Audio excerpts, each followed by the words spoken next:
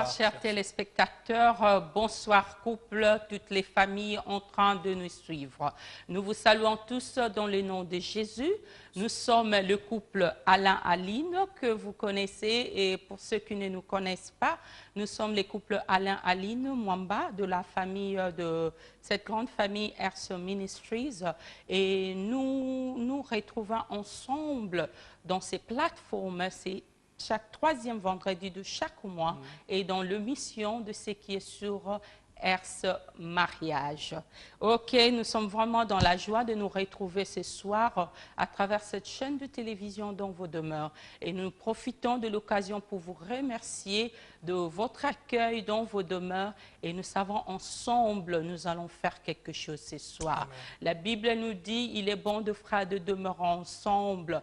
Et nous savons que la bénédiction de Dieu va régner. Chacun de nous va recevoir de la part du Seigneur ce soir. Sans plus tarder, avant d'abord d'entrer dans notre message de ce soir, parce que ça a été une promesse faite le mois passé, de commencer un nouveau enseignement ce soir. Et c'est un enseignement qui va prendre, donc on va laisser ça entre les mains de Dieu, du Saint-Esprit aussi, de la façon dont il va nous guider et qu'ensemble, avec vos contributions, avec vos requêtes, avec vos interventions, que nous puissions trouver des solutions dans toutes ces questions que nous nous posons tout le temps. Nous remercions le bon Dieu pour cette opportunité qui nous est donnée aujourd'hui, les souffles de vie, la force qu'il nous donne, Amen. Afin qu'ensemble que nous puissions partager cette parole que nous allons bientôt commencer. Et aussi de remercier l'homme de Dieu, le révérend pasteur Mafson Koumou, notre papa, notre daddy que nous aimons beaucoup et pour ce grand travail et pour cette initiative qu'il a eue pour le couple, pour le mariage. Parce que la famille, c'est la société de base, c'est la cellule de base, c'est le commencement de quelque chose. Tout commence de la famille et pour aller quelque part. Et c'est pour ça que nous le remercions que Dieu se souvienne de son œuvre, se souvienne de son ministère, se souvienne de tout ce qu'il a comme plan, comme désir. Et pourquoi pas de remercier Maman Hortense? Parce que aussi, quand on voit un grand homme, c'est qu'il y a une grande dame derrière. Maman Hortense, que Dieu vous bénisse pour tout ce que vous êtes en train de faire ensemble avec Daddy et qui vous se souvienne toujours de vous deux. Oui, Love, nous allons entrer dans notre programme de ce soir. Notre sujet est intitulé « Les réalités et les crises dans le foyer ou dans le mariage ». C'est un sujet que Dieu nous a mis à cœur et nous croyons que quelqu'un va être béni. Je crois que mari, femme, vous serez bénis. Si vous êtes patient, si vous intercédez pendant que vous suivez ça, le Saint-Esprit va vous révéler beaucoup de bonnes choses. Parce que les choses n'arrivent pas par coïncidence ou par chance. Ce n'est pas une chance que nous soyons ici maintenant, mais c'est parce que Dieu l'avait déjà prévu. Voilà, nous allons parler donc des réalités et des crises dans le foyer. Nous allons définir c'est quoi les réalités et nous allons définir c'est quoi les crises dans le foyer. Vous voyez, Dieu, dès le départ, avait un idéal pour l'homme et la femme. Dieu, dès le départ, a conçu le mariage afin que l'homme et la femme trouvent le bonheur ensemble. Et il dit dans Genèse 2, 24 qu'il n'est pas bon que l'homme soit seul. Il dit en fait que l'homme quittera son père et sa mère et celui-ci s'attachera à sa femme. Et ces deux-ci deviendront un.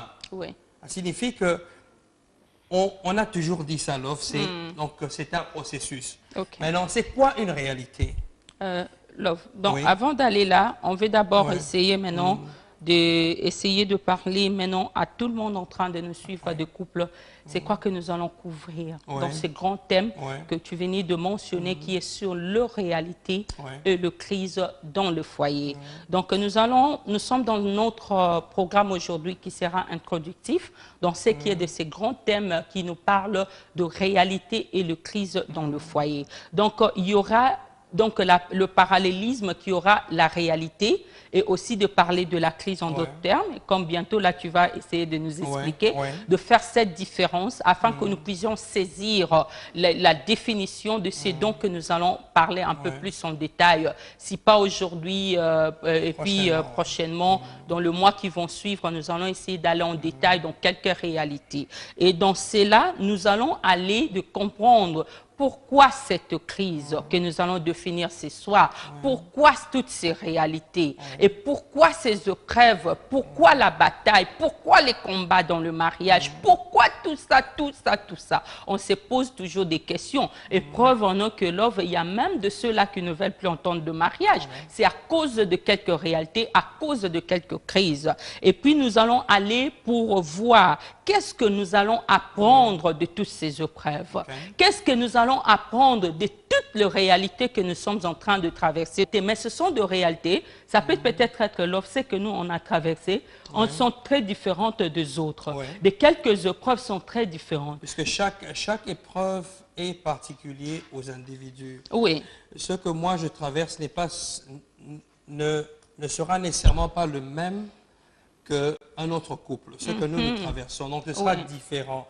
Pourquoi? Puisque Dieu a un plan merveilleux pour chaque couple. Et c'est pour cela, ne compare pas tes problèmes avec les problèmes d'un autre couple. Puisque toi, puisque toi, tu as un but précis pour lequel Dieu t'a uni avec ton mari et ta femme. Et c'est pour cela que vos problèmes, votre expérience est en fait modelée de façon à ce que vous fortifiez quelqu'un dans le futur aujourd'hui. Souvenez-vous que le mariage, c'est comme une maison. Lorsqu'on construit la maison, il y a des matériaux. On construit ça avec quoi? C'est le bois, du fer, c'est le ciment, c'est la paille, c'est de la boue. Ça, c'est très important. Je veux que tu commences à t'imaginer que ton mariage, c'est comme une maison. Toute maison est exposée aux intempéries. Ça signifie la pluie, la neige, les vents et les torrents. Et c'est ça, justement, la réalité dans le mariage. Et c'est très important que l'on commence à réaliser que si notre maison, qui est le mariage, qui est le foyer, est exposée à toutes ces choses-là, c'est dans le but de tester si la fondation est solide. Et si la fondation de ta maison est solide, si la base est déjà là, nous allons parler de qui est la base. Si cette base est déjà là, le reste sera plus facile. Ça signifie que tu peux ajouter un niveau, un deuxième niveau, un troisième niveau, jusqu'à ce que tu construis un gratte-ciel. C'est ça, en fait, le mariage. Ça, c'est un point important que tu venais de mentionner. Donc, rentrons maintenant à notre introduction de parler de la crise, parce que tu voulais définir la crise. Qu'est-ce que c'est la crise, Love? Bon, la crise, si on doit le définir facilement, c'est un malaise. Donc, c'est un moment où il y a une maladie, où il y a une faiblesse, où il y a quelque chose qui ne va pas, où il y a un besoin qui n'est pas couvert. Alors, si on compare la crise à la réalité, la crise se trouve dans notre réalité. Amen. C'est ça que je voulais. Donc c'est ce que tu vois qui est réel, palpable, que tu peux toucher comme le stylo ici. Mais par rapport à cette réalité, c'est ce que vous sentez. C'est ça la crise. Donc c'est en fait tous ces sentiments mauvais que vous ressentez par rapport à votre réalité. Un exemple, c'est la maladie. Lorsque l'homme ou la femme est malade pour longtemps, ça devient une crise. Et la réalité, c'est quoi? C'est que tu dois faire un sacrifice, tu dois jouer soit le rôle de l'homme et de la femme en même temps pendant que l'autre est malade. Lorsqu'il n'y a pas de finances, lorsqu'il y a le chômage, ça c'est une autre crise. Et ces réalités, justement, c'est le manque d'argent, c'est le manque de boissons et c'est le manque de nourriture. Donc, si on commence à voir toutes ces choses-là et on commence à penser... C'est quoi le but du mariage dans notre vie? C'est en ce moment-là qu'on va commencer à réaliser que Dieu nous met dans cette expérience dans un but précis. Donc, si je comprends bien, la crise ne veut pas seulement dire échec. Non. La crise ne veut pas seulement dire négatif. Ce n'est pas un point qui est négatif seulement dans le foyer. Non. Donc, la crise ne veut pas seulement dire que je n'ai pas trouvé les bons conjoints. Non. je n'ai pas trouvé la bonne conjointe. Mais la crise, elle signifie, c'est un passage inévitable. Alléluia. Il est très important que l'on réalise que on devrait passer d'abord par une expérience quelconque. Ça signifie, avant que je n'arrive à ma terre promise, il faudrait que je traverse la mer Rouge. Alléluia. Il faudrait que je traverse le Jourdain. Il faudrait que je traverse le désert. Donc, il y aura toujours un obstacle. Il n'y a pas de gloire sans sacrifice.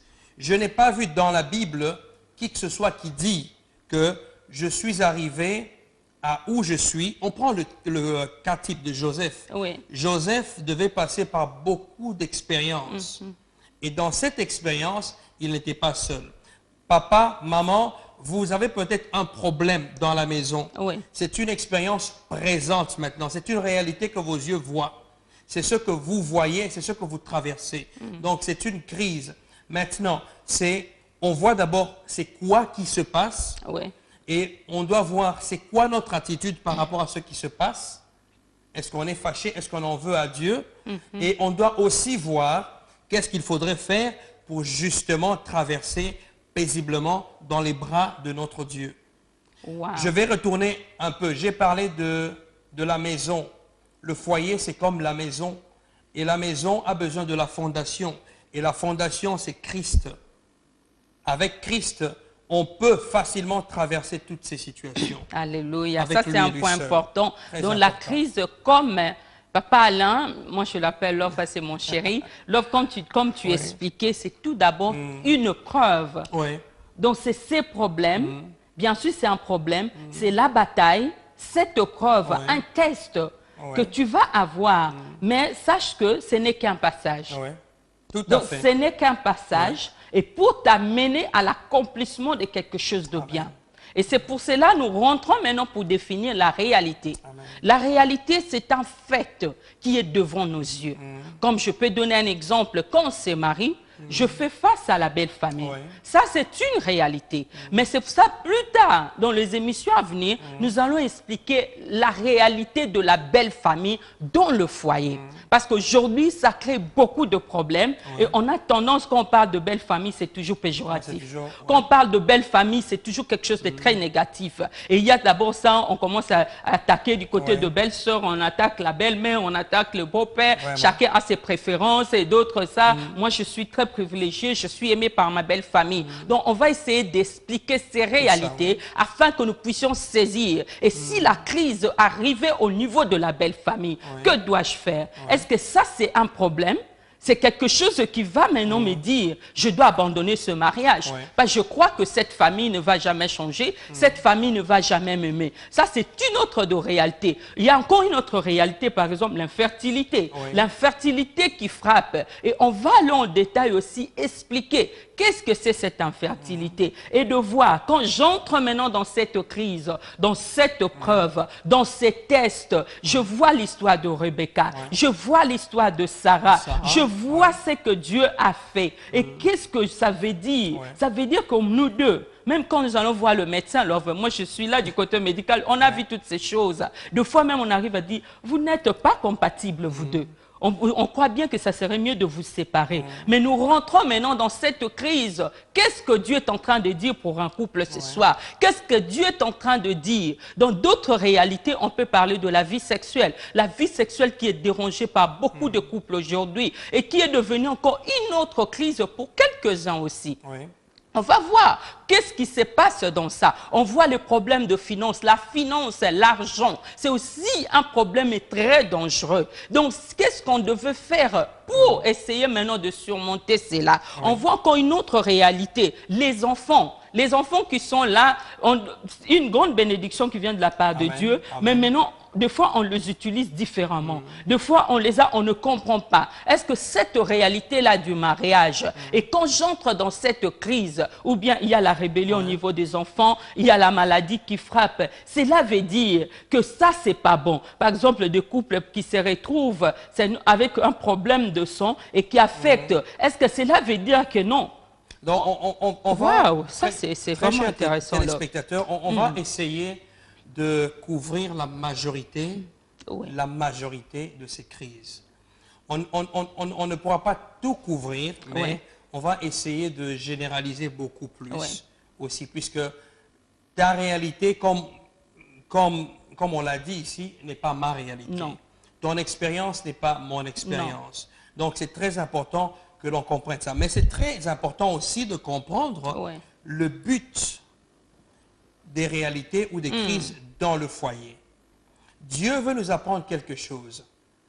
S'il y a un problème aujourd'hui, ça signifie que Dieu veut nous réveiller, veut attirer notre attention à quelque chose de très important. Oui. Et on va essayer de couvrir justement quels sont les buts des réalités ou des épreuves dans notre vie. Chaque épreuve devrait d'abord tailler quelqu'un. Je veux que quelqu'un ait l'image de Dieu comme le forgeron. Le forgeron qui veut faire son épée. Oui. Il prend un métal qui est impur et le met dans le feu. Et il va le battre jusqu'à ce que ce métal Alléluia. devient pur et Oui. devient vraiment poli. Jusqu'à ce que le forgeron se voit sur ce métal, c'est en ce moment-là qu'il va dire que oui, tu es prêt. Et c'est ça l'épreuve que Dieu fait passer à chacun de nous. Dieu veut nous tailler, il veut nous polir, il veut qu'on atteigne justement la perfection. Souvenez-vous que dans Genèse, il dit, multipliez-vous, dominez. Il nous fait toutes ces promesses qui sont Amen. certaines. Oui. Tu vois, mais afin que ça s'accomplisse, il faudrait que l'homme change. Il faudrait que l'homme aille vers la marche du changement. Il faudrait que tout ce qu'il y a de mauvais en nous change. Tout ce qu'il y a de faiblesse devienne force. Il faudrait que tout ce qui nous manque soit ajouté. Oui. Et c'est pour cela que la première étape que Dieu veut, le premier but, c'est d'abord, Dieu veut nous montrer qu'il est notre ressource. Ça signifie qu'il est la source de toutes choses. Si on passe une épreuve aujourd'hui, souvent on n'a pas tendance à comprendre ça. Non. Souvent on a tendance à se dire, mais qu'est-ce qui se passe? Est-ce qu'il fallait que je me marie? Est-ce que c'est mon mari? Est-ce que c'est ma femme? On commence à se poser beaucoup de questions. Mais puisqu'on ne connaît pas la fin, ce qu'on devrait faire, c'est avoir confiance en Dieu. Et dire que Seigneur, tu es ma ressource. Love, tu sais que ce qui est très important, on veut vraiment conscientiser un couple. Amen. On veut vraiment que le couple, après cet enseignement, que nous puissions nous réveiller, que nous puissions nous fortifier. Il y a de ces réalités que nous sommes en train de traverser, ne veut pas dire que je fais un mauvais choix. Amen. Retire cette parole ce soir. Comme la Bible le dit dans Deutéronome, c'est au niveau de cette langue qu'on peut donner une vie ou on peut donner la mort. On veut qu'on puisse donner la vie à nos foyers, la vie à nos couples. Pourquoi je le dis? Parce qu'il y a de ces crises, love. On vient d'une famille, donc on est attaché à la famille, Oui. on est attaché à ses liens, on est attaché à ses sons. Et qu'est-ce qui nous arrive maintenant? Quand je suis seule, un problème arrive, on voit, il y a beaucoup, même de couples en train de nous suivre peuvent témoigner. J'étais seule, je suis passée à un temps de chômage, je suis passée à une maladie quelconque. Je peux bien même parler, dans ma famille, il y a des sorciers, dans ma famille, il y a ça. Mais on ne dit jamais que je veux me retirer de cette famille.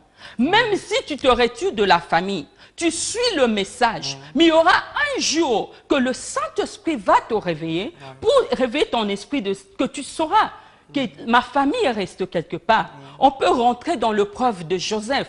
Après beaucoup de souffrances par ses frères, après beaucoup de trahisons, mais par après, il a été la même personne qui a aidé ses frères. Mais si on veut justement faire la corrélation ici, on va en fait voir que Joseph, dans son cas, Oui, n'avait qu'une seule ressource. Il ne comptait pas sur les hommes, il n'a même pas compté sur ses frères. oui, Il n'a même pas compté sur son père, mais il comptait sur Dieu. oui. Dans ces épreuves, la force que Joseph avait reçue, c'était la seule force qu'il trouvait en Dieu. Wow. Et Dieu était Donc, sa seule source. ça c'est important, là, tu sais ce Amen. que tu dis là. Amen. Et puis, là, on est seul. Mais qu'est-ce qui nous arrive? Ecclésiaste nous dit, on est plus dans la chaleur qu'on a À deux. deux, oui. Mais quand on traverse peut-être cette même crise qu'on a traversée quand on était dans la famille, mes yeux sont grandement ouverts. Amen. Là, j'observe. Je crois que c'est lui le problème. Si ce n'est pas lui, Deux fois, je vois même la famille qui vient, bien ma belle famille, même leur façon de marcher qui a été très différente. Je crois qu'il y a un problème dans ça. Je crois que quelque chose ne marche pas. Or, cette réalité-là, qui est la famille qui est vis-à-vis de toi, que Dieu te donne encore une grande famille. Combien d'entre nous, on est des orphelins, des orphelines de père, de mère. Et quand on se marie, on ajoute cette grande famille. Mais qu'est-ce qui nous arrive à chaque fois un problème, on essaie de se retirer. Et qu'est-ce qui arrive par après? Il y a des fois les divorces qui peuvent être prononcés. Donc on est en train de soustraire ce que Dieu a fait. Or la Bible nous dit dans Marc que personne ne sait pas ce que Dieu a uni. Que personne ne sait pas ce que Dieu a mis ensemble. Que personne, ou quoi que ce soit de ce monde, quelles que soient les crises, quel que soit ce qu'on peut vivre.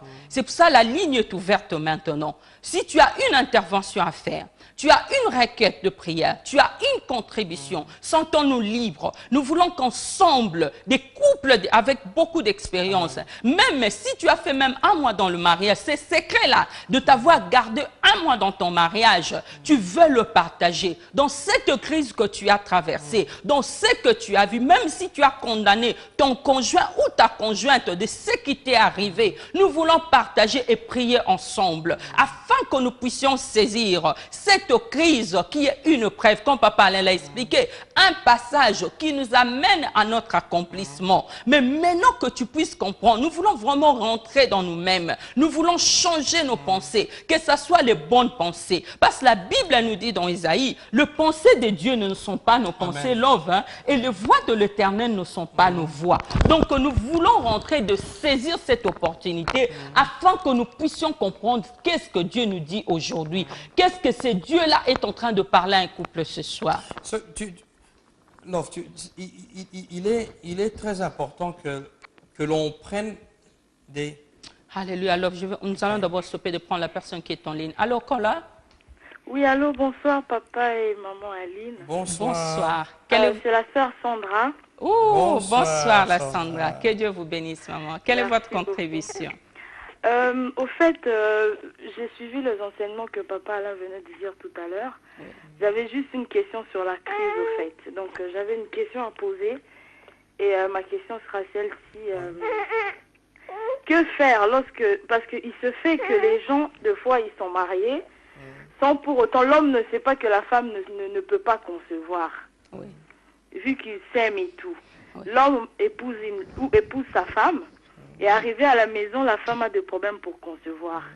Et l'homme, vu qu'il y a des problèmes, donc je pourrais dire que c'est une période de crise aussi. Oui. Comme papa l'a dit, il faut avoir le recours à Dieu, recourir à Dieu.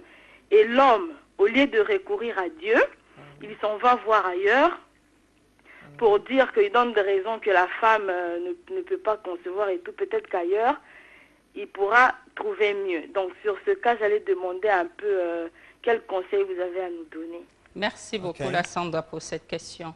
Oui. Je vais prendre le cas d'Abraham et de Sarah.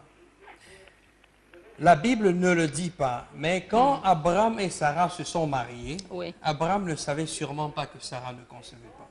Non. Ok, mais aujourd'hui, nous voyons clairement que nous sommes des nations qui sortent de ce couple-là. Qu'est-ce qui s'est passé? C'est que Abraham s'était accroché à la source de toute chose, qui est Dieu. Abraham avait fait sa connexion avec Dieu. Abraham avait réalisé qu'au-delà de l'infertilité, il y a un Dieu d'abord. Abraham avait parlé à sa montagne et a dit que mon Dieu est plus grand que toi. Ça signifie que je vais fortifier un couple qui est dans ce cas-là. On a vu beaucoup de foyers qui sont passés dans ce genre de choses, infertilité, des problèmes, mais ils ont fini par voir la main puissante du Dieu vivant que nous prêchons. Ça signifie que rien n'est impossible à Dieu. Et si tu es dans ce cas-là, le conseil est que ne va pas chercher le plus facile. Ceux pour lesquels on travaille dur portent toujours des fruits à la fin. Et puis si c'est arrivé que la femme n'abandonne pas, Sarah n'a pas abandonné. Maman, je veux que tu comprennes ta place dans le foyer. Merci, Quand tu Vincent. sais que c'est ça, ça c'est mon mariage, on doit le prononcer parce que des fois on lâche. Je ne vais pas aller combattre. Ok. Je ne vais pas aller demander d'explications.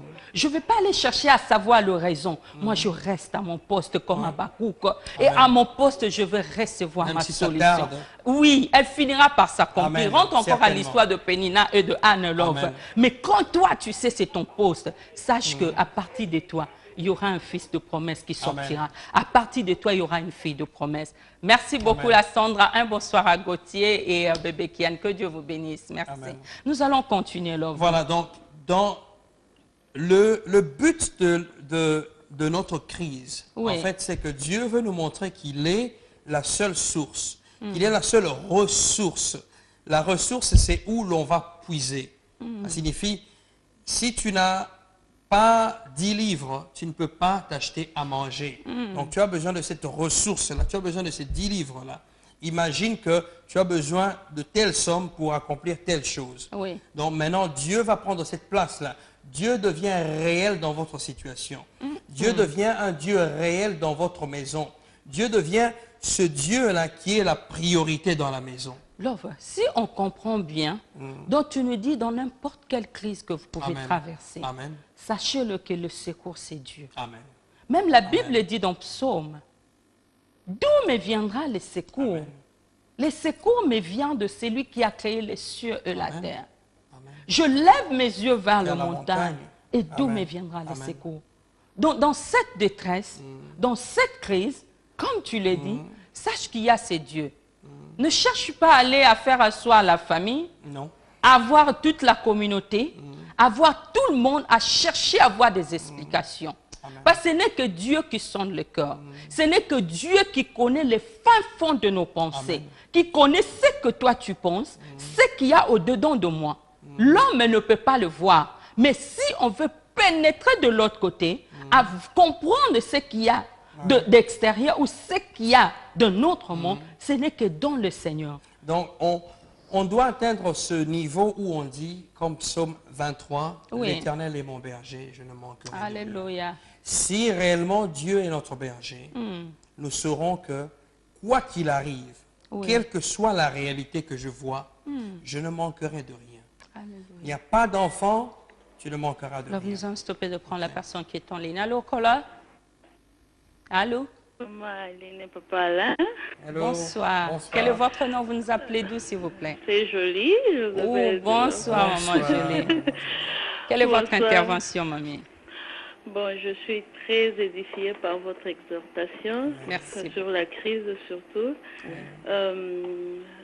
Ma question, c'est que je voulais demander pourquoi c'est toujours la femme qui est incriminée quand il y a la crise dans un foyer. Vous savez de quoi je parle?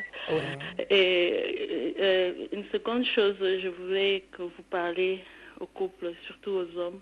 Oui. Les hommes pensent que dans le foyer, c'est toujours la femme qui doit plus donner. Donc, les hommes, ils sont là que pour recevoir. Et quand la femme ne donne pas plus, il y a toujours des problèmes dans un foyer. Oui. Et je voudrais que vous parliez au couple que l'amour, c'est plus donner que recevoir. Oui, c'est tout ce que je voulais dire. Que Dieu vous bénisse. Merci. Merci beaucoup, Merci, maman Julie. merci Que Dieu beaucoup. vous bénisse vraiment. bénisse aussi. Un bonsoir, papa Dani. Merci beaucoup. Merci pour cette question. Merci, bye-bye. Elle est vraiment une très bonne question. Si, voilà. C'est très frappant et Très, très frappant. c'est très important. Oui. Pourquoi? Puisque ça, c'est vrai que la majorité d'hommes ou des hommes ont tendance à passer le blâme sur l'être le plus faible, Et qui est i.e. la la femme. femme. Oui. Ok? Mais si on rentre dans la Bible, bibliquement, la femme est spéciale. La femme, déjà, à partir de Genèse, Dieu ne l'a pas créée, mais Dieu l'a formée. Oui. Ça signifie que Dieu a mis quelque chose de particulier dans nos mamans que nous n'avons pas. Et je pense que c'est un complexe. L'homme est complexé par rapport à la femme. Puisque tu vas voir que de Genèse à l'Apocalypse, Dieu relate, il parle de l'Église comme étant la femme pour le mariage. Ça signifie que Dieu considère la femme comme un être spécial. Et dans Genèse, quelque chose a dû se passer avant que Dieu ne forme Ouais. la femme. qu'est-ce qui se passe? C'est que la femme sage, dit le proverbe, dit la femme sage bâtit sa maison. Il y a Alors, je vais d'abord interrompre, mais retiens bien cette d'accord. question et nous devons répondre à ça. Nous allons prendre la personne qui est en ligne. Allô, Kola? Allô. Allô, bonsoir. Quel est Bonsoir. votre nom? Vous nous appelez d'où, s'il vous plaît? Oui, je m'appelle Bosley, j'appelle d'Angleterre. Bonsoir, Bonsoir. papa. Quelle est votre intervention ce soir, papa? Non, j'ai aimé votre introduction sur le verset de Marc qui dit que personne ne sait pas ce que Dieu a uni. Merci. Mais il s'est fait qu'il y a beaucoup d'abus Oui, qui s'est fait surtout dans le couple chrétien à partir de ces versets-là. oui, Que personne ne sait pas ce que Dieu a uni oui. et tous les coups sont permis dans le couple. Il y a une femme ou un homme qui dit que et elle se permet n'importe quoi, insulter la belle famille, insulter son mari ou insulter sa femme. Alors, je crois que vous devez faire un travail sur la transformation de mentalité de Amen. chrétien. Parce qu'ils s'accrochent sur ces versets-là et se Ouais. permettent n'importe quoi dans le couple, dans le Ouais. foyer. Et vous ne savez pas le cœur de la personne que vous êtes en train de blesser. Plus tard, ce que dit le petite frustration engendre l'agressivité. Oui. La personne qui est calme aujourd'hui, vous ne savez pas ce que demain il va devenir Alléluia. par rapport à ce que vous êtes en train de faire à la Oui. maison. Donc je m'irais à ce que vous puissiez vraiment aussi vous atteler sur le comportement et la mentalité des chrétiens. C'est comme ça que vous voyez que le couple chrétien sont fragiles par rapport aux païens. Parce que les païens savent qu'il y a un challenge. Si ma femme, tu fais ceci, moi aussi je veux faire ceci. Amen. Le mari aussi, c'est que si tu fais, ma femme fait ceci, moi aussi je veux faire cela. Comme chez les chrétiens, ça n'existait pas. Et les gens se permettent n'importe quoi. Donc nous voudrons que des crises soient des crises d'ordre un peu extérieur qu'intérieur. Et vous-même, vous êtes en train de créer des crises dans le foyer, afin que vous puissiez bondir les versets que les gens ne peuvent pas se séparer. Je crois que c'était juste ma petite contribution. Voilà. Merci Merci beaucoup, beaucoup. papa. Que Dieu vous bénisse. Merci Je crois que beaucoup. ça, c'est un point qui est très important. Et nous allons essayer de clarifier quelque chose. On lit la Bible, mais je crois qu'on ne dira pas que c'est tout le monde qui est chrétien. Amen. Et puis quand je parle de chrétien, la vie chrétienne, ce n'est pas cette vie seulement d'aller à l'église, Non. mais cette vie de tous les jours. Oui. Et de comprendre, parce que la Bible nous dit de méditer cette parole jour et nuit afin que nous puissions réussir dans toutes nos entreprises. Donc quand on maîtrise, on s'abandonne à Dieu, Dieu va prendre contrôle. Et je crois que quand on doit utiliser ça pour un moyen, pour essayer d'attaquer, de défendre, ou essayer maintenant à défendre son propre intérêt. Ça, tu n'as plus la protection de Dieu. Je veux lire juste fortifier quelqu'un, que cette parole est utilisée, qui est dans le couple, en train de souffrir. Comme la Bible dit que personne ne sait pas ce que Dieu a uni, même moi la souffrance, sache-le que tu n'es pas le moindre. Sache-le qu'avec tous les coups, avec toutes les déceptions, avec toutes les injures que tu es en train de recevoir, tu n'es pas le moindre. La Bible nous dit, nous allons tous lire, dans toujours Marc 10, à partir du verset, je vais prendre à partir du verset 43. Mais cela ne se passe pas ainsi parmi vous. Au contraire, si l'un de vous veut être grand, il doit être votre serviteur. Et si l'un de vous veut être le premier, il doit l'être l'esclave de tout. Amen. Quand tu comprends, donc tu dois être au service. Au service, je ne viens pas avec mon intelligence, je ne viens pas avec ce que je connais, pas je connais ses faiblesses, je dois le piétiner, je sais qu'il est chrétien, je dois faire ça. Mais c'est d'être au service. En d'autres termes, quand on parle de mariage, c'est faire le bonheur de l'autre. ouais. Je dois travailler pour cet amour. Mais si toi, même qu'est-ce qui se passe dans ton foyer, attache-toi à ces dieux. Ces dieux-là écoutent la prière. Il va amener une victoire dans ta crise. C'est pour cela, même si tu te sens moindre, même si tu te sens attaqué, même on prend encore ce que maman Jolie a dit à propos de cette femme qui est tout le temps attaquée, sache que toi, ne te plains pas, ne te pose pas de questions, va vers ces dieux-là qui a donné une grande révélation à la femme. Sache que c'est de toi, la femme, est sorti cet homme puissant. Et la femme qu'il comprend, elle doit s'accrocher à ces dieux. Et ces dieux-là va faire quelque chose. Quand je parle de la femme qui comprend, je parle de la femme qui sait ces dieux-là. Et son père est le seul secours. Et qui marche aussi selon le principe Selon un de principe. Dieu. Là, juste juste pour compléter, Love. Oui. Et aussi ça va aussi toucher à la question de Maman Jolie sur le blâme que les hommes mettent sur les femmes. Ça signifie que dès qu'on a la crainte de l'Éternel, c'est là que commence la sagesse, dit la Bible. La crainte de l'Éternel est le commencement de la sagesse. Qu'est-ce qui se passe? Quand on a réellement cette réalité que Dieu est Seigneur, il est Dieu, il est mon Dieu personnel, qu'est-ce qui se passe naturellement? Tout ce qui nous arrive, tout ce qui est autour de nous est glorifié. Pourquoi? Puisqu'on ne va pas commencer à se mettre en tête que je vais dominer telle personne, je vais mater mon mari ou ma femme. Non.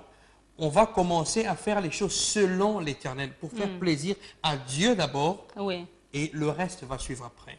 Donc c'est très important que l'on sache. Même Paul savait, même l'apôtre Paul disait que seule ta grâce me suffit. Pourquoi? Puisque Paul était un malade. Il avait un cancer. Il était malade, mais il avait en fait la guérison. Il guérissait, mais lui-même souffrait. Pourquoi? Puisque Dieu nous limite souvent afin qu'on ne soit pas orgueilleux. Et c'est pour ça, si on est orgueilleux, on est trop imbu, on commence à mater l'homme ou la femme, ça signifie qu'on devrait voir intérieurement, est-ce qu'on a vraiment la crainte de l'Éternel? Et c'est vrai que porter la Bible ne signifie pas nécessairement que nous sommes chrétiens. Ça signifie qu'on a besoin de s'exposer vraiment à l'Éternel. Donc jusque-là, nous sommes que dans notre point introductif de parler de crise et de parler de réalité. Et prochainement, nous allons vraiment aller en détail, de parler de la belle famille. Parce que ça sera notre point, premier point, on sait qu'il sera de la réalité.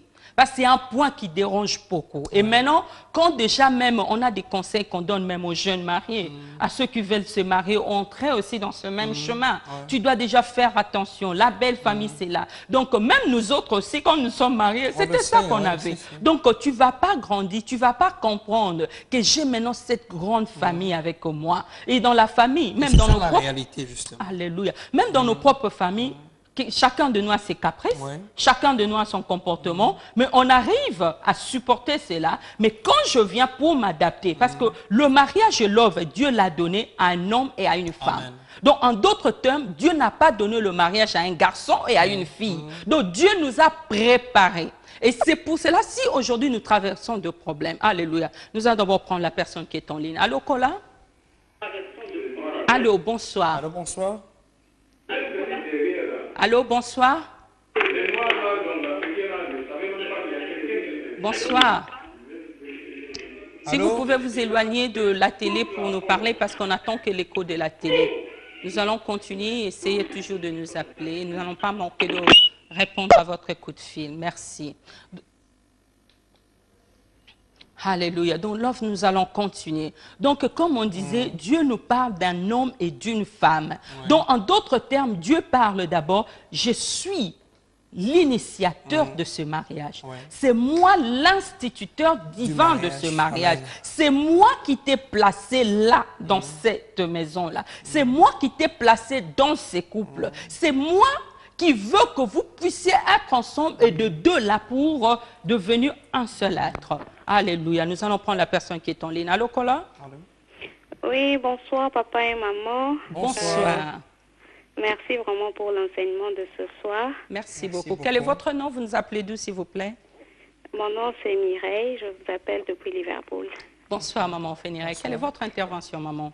Oui, je voudrais seulement demander, dans le cas où vous vous mariez à quelqu'un et vous vous retrouvez que c'était un païen qui s'était déguisé en un chrétien, qu'est-ce qu'il faut faire? Merci beaucoup, maman. Ça, c'est une très bonne question. Vous voyez, la Bible nous parle dans Corinthiens. On dit, femme, tu peux sauver ton mari. Donc, quand déjà on s'unit, on est ensemble. Donc, je suis responsable même de son salut. Je deviens responsable de sa vie spirituelle. Donc, dans ces cas-là maintenant, donc c'est ton souci, c'est ta charge, c'est ton problème, c'est une crise que tu as, un passage, et pour que tu dois travailler là-dessus, pour que tu puisses arriver à une solution. Donc n'abandonne pas ton mari ou n'abandonne pas ta femme si c'est le contraire, mais toi tu dois te dire ça c'est un souci. On a beaucoup de témoignages de beaucoup de couples, l'homme qui ne priait pas, mais par après de ces grands soucis qu'on porte, qu'est-ce qui nous arrive? Moi, je prie, lui ne prie pas, on se plaint même. On parle par-ci, par-là, par beaucoup de gens. Mais que ça devient ton souci jusqu'au jour où tu verras le changement. La Bible nous dit dans Ésaïe, je ne veux pas abandonner. Je ne veux jamais me fatiguer jusqu'à ce que je verrai les saluts s'élever comme l'aurore et la délivrance, c'est comme un flambeau qui s'allume. N'abandonne pas, persévère jusqu'au jour où tu verras la lumière éclairée dans votre maison. Sachez-le avec Dieu, la lumière est là. Vous n'allez plus dépendre de la lumière de ce monde, vous n'allez plus dépendre de la lueur de la lune, mais ça sera la lumière de l'Éternel qui va éclairer votre couple. Amen. Merci maman, que Dieu vous bénisse. Merci beaucoup. Merci. Bye bye. Nous allons continuer, love. Voilà, les épreuves, ça c'est le point numéro 2. Oui. Quels sont les buts des épreuves? On a parlé, c'est pour nous montrer que Dieu est notre seule ressource. Oui. Et deux, maintenant, c'est pour fortifier notre foi. On a entendu toutes ces questions ici. Oui. Tu vois, et ça reconfirme maintenant que s'il y a une épreuve dans la maison, oui. Tu vois, c'est pour montrer que Dieu existe, mais dans nos cœurs. Alléluia. Ça signifie qu'on doit compter sur Dieu, lui faire confiance. L'aigle, par rapport à ses aiglons, l'aigle prend ses aiglons quand ils sont bébés et quand ils grandissent un tout petit peu, un peu des ailes, elle prend et les lâche dans l'air. Ces petits, souvent, ils tombent, mais ne s'écrasent pas. Pourquoi? Puisqu'ils ont confiance. Ça signifie maman tient le bébé et quand elle voit que l'enfant va tomber, il y a... Nous allons demander à la personne, can we ask just the technician to put a number, please? Can you please call us on a number that will be on the screen? The mobile phone will be just afterwards. OK. Thank you. Vous pouvez nous joindre juste après le programme sur le numéro de mobile phone qui est là-dessus. L'aigle lâche son aiglon et quand elle voit que l'enfant ne peut pas voler, elle le rattrape encore. C'est ça la foi. Donc, si on apprend à se confier entièrement à Dieu, lui dire, Seigneur, fais ce que tu veux, mais je sais qu'à la fin, je verrai ta gloire. Donc, puisque nous n'avons pas trop de temps, nous allons entrer dans ça le mois qui suit. Mais pense à ta situation comme une opportunité pour faire grandir ce que tu as en toi dans la foi. Donc, dire à Dieu, Seigneur, je te fais confiance, quelle que soit la situation, je sais que je verrai ta gloire. Couple en train de nous suivre, merci pour toutes les personnes qui ont pu nous joindre et nous avoir ici live à la télé. Si vous ne pouvez pas, il y a le numéro de téléphone ou soit vous pouvez nous joindre sur ce numéro qui est affiché sur votre écran. Ça, c'est le numéro de notre daddy, notre père spirituel, le reverend pasteur Maps Koumou. Et nous avons l'adresse de l'église qui est affichée. Si vous voyez que vous êtes par terre, vous ne savez plus quoi faire, nous voulons nous fortifier. Vous pouvez toujours nous joindre, on peut toujours se voir et nous allons nous fortifier d'une façon ou d'une autre parce que nous voulons que les couples puissent se réveiller. Que tu saches, ton mariage, c'est l'un des meilleurs de cadeaux que Dieu t'a donné. Ne fatigue pas. L'épreuve, ça, ce n'est qu'un passage et tu vas arriver à l'accomplissement et qui vont vous aider afin de construire une propre histoire et pour un bon foyer. Le mois prochain, nous allons aller plus en détail de parler de quelques réalités et de nous éclaircir dans beaucoup de choses afin que le couple puisse saisir, de comprendre que je suis dans la bonne adresse. Déjà ce soir, confesse-le. Même si tu n'as pas pu nous parler, tu ne peux pas nous appeler, mais je te dis, confesse ça déjà de ton cœur et tu verras si Dieu va répondre aux besoins de ton cœur. Comme il a répondu à Anne, il a répondu à Sarah, il a répondu à toute autre personne qui est traversée, qui est passée dans n'importe quelle crise quelconque. Que Dieu vous bénisse, on vous aime beaucoup, mais par faute de temps, nous allons nous arrêter là ce soir. C'était le couple Alain Aline dans cette émission de Ars Mariage. Nous allons nous revoir le mois prochain, qui sera le 3e vendredi. Et soyez branchés, continuez à appeler, soyez branchés, nous fortifier. Et nous allons nous fortifier prochainement. Que Dieu vous bénisse. Bye bye. Bye bye for now. Bye.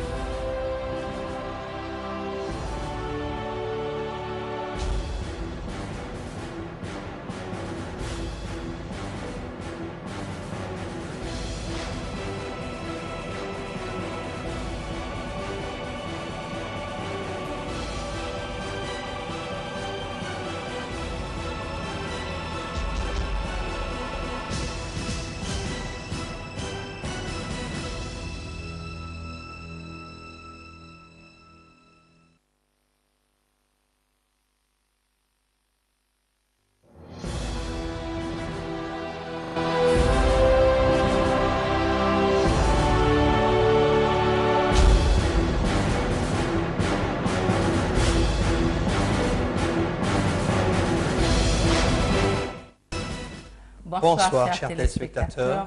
Bonsoir couple en train de nous suivre et toute la famille. Nous vous saluons dans le nom de Jésus. Nous sommes les couples Alain-Aline et dans cette émission que nous aimons tous dans ce qui est de Ers Mariage. C'est avec beaucoup de joie, beaucoup de privilèges.